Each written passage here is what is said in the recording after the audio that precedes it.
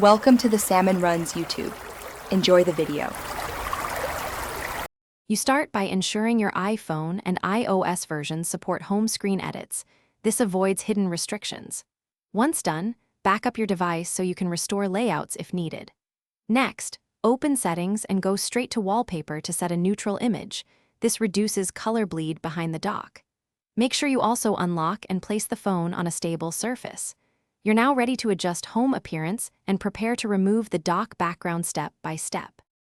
Now you create the transparent dock effect itself.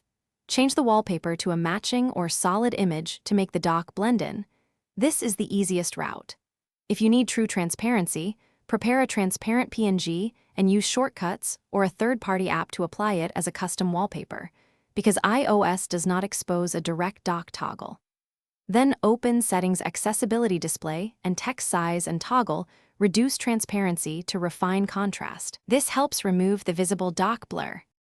Finish by restarting your iPhone to ensure all visual changes apply consistently. Many UI updates require a reboot.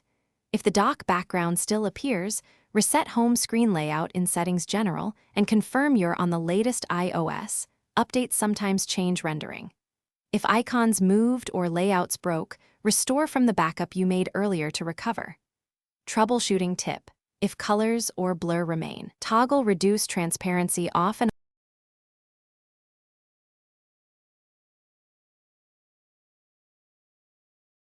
Thanks for watching.